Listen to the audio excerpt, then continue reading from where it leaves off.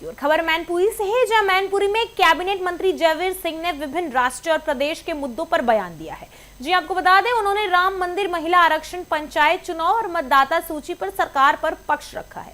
साथ ही विपक्ष के बयानों पर भी तीखी प्रतिक्रिया दी है।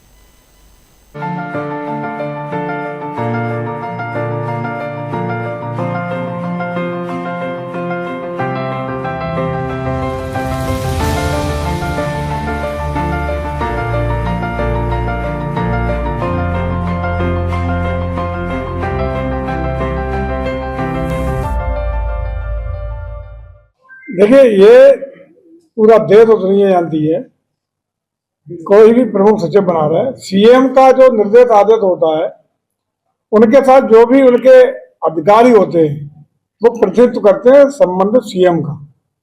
जो निर्देश आदेश होता है उसी का पालन करना उनका दायित्व, तो धर्म बनता है और उत्तरदायित्व भी होता है। अगर मुलायम सिंह जी का जो भी निर्देश हुआ उसका पालन नृपेंद्र मिश्रा जी ने कराया, यही उनका कहने का आशय है, यही वो कह रहे हैं, तो यही सब कहते हैं। इसका मतलब साफ है कि उस समय की माननीय मुलायम सिंह के आदेश पर ही वहां कार सेवकों पर गोली चलवाने का काम हुआ था। अभी असीम अरोड़ा ने एक बयान दिया है कन्नौज में अखिलेश यादव को लेकर कि अखिलेश यादव को जिताना है तो मतलब पाकिस्तान बनाना है। अब असीम यादव जी ने क्या कहा है तो उसका हमसे क्या पूछ रहे हो?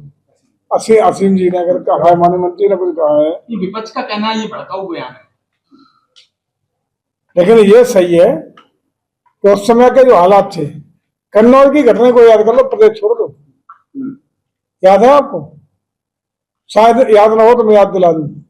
उस समय यादवों और मुसलमानों में झगड़ा हुआ, बहुत सारे लोग हताहत हुए, घायल हुए, लूटपाट हुई, आगजनी हुई यादवों के यहाँ। उसके बावजूद तो पुलिस की कार्रवाई हुई थी वो यादवों के खिलाफ हुई थी, मुसलमानों के पक्ष में, ये आपको याद होगा। और कन्नौज की ही घटना थी और उस समय अखिलेश यादव जी वहां के मेंबर ऑफ पार्लियामेंट थे। मंत्री जी, महिला आरक्षण बिल को आप किस तरीके से देखते हैं? इससे महिलाओं को फायदा होगा या केवल? कुछ नहीं होगा। ये तो महिला नारी शक्ति बंधन की जो योजना, जो कार्यक्रम चल रहा था उसी के क्रम में सरकार की पहले से ही ये मंशा है। आदरणीय मोदी जी बार बार कह चुके हैं कि महिलाओं को सशक्तिकरण के लिए, उनको राजनीतिक सामाजिक भागीदारी सुनिश्चित करने के लिए, महिलाओं को हर क्षेत्र में उनका प्रतिष्ठ सुनिश्चित करने के लिए, महिलाओं को आर्थिक और राजनीतिक रूप से एक सशक्त भूमिका निर्वहन के लिए हम ताकत देना चाहते हैं। उसी परिप्रेक्ष्य में भारत की सरकार ने और भारतीय जनता पार्टी ने निर्णय लिया है कि हम पूरे देश में लोकसभा और विधानसभाओं की सीटों को बढ़ाते हुए, लगभग दोहरी करते हुए, जिस अनुपातिक रूप से बढ़ाएंगे पूरे देश में, और उसी के जितनी सीटें होंगी उनका 1/3 हिस्सा महिलाओं के लिए एमएलए एमपी के रूप में आरक्षित करेंगे, ताकि उनका प्रतिनिधित्व स्टेट की विधानसभाओं में, विधान परिषदों में, राज्यसभा में, लोकसभा में सुनिश्चित हो सके और देश के हर राजनीतिक निर्णय में देश के भाग्य विधाता के रूप में महिलाओं की प्रत्यक्ष भागीदारी हो सके। इसके लिए हम लोग 16 से 18 तक संसद का विशेष सत्र भी बुलाए हैं और प्रयास करेंगे कि 18 तक ये नारी सशक्तिकरण का ये कदम पूरा हो।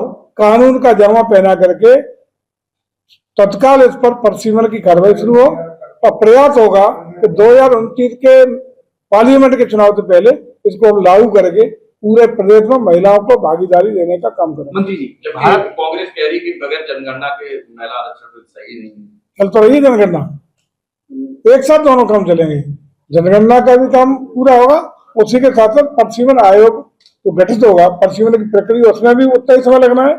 तो जनगणना और परिसीमन एक साथ जब चलेंगे तो जनगणना के परिणाम के ही अनुरूप उसका जो विधिक प्रक्रिया होती है उसको पूरा करते हुए हमारा प्रयास होगा कि 2029 तक जनगणना का भी कार्य पूरा हो और उसी के अनुरूप परिसीमन का काम पूरा हो और 29 में इसको लागू करके महिलाओं को यह भागीदारी सुनिश्चितता कराने का काम करें। एसआईआर प्रक्रिया समाप्त हुई, मतदाता सूची बधाई।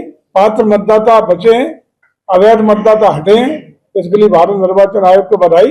एक पारदर्शी गुणवत्तापूर्ण मतदाता सूची अब देश को उपलब्ध हुई है, इसके लिए भारत निर्वाचन आयोग निश्चित रूप से बधाई का पात्र है। मंत्री जी कह रही है कि सांप पर भरोसा कर लेना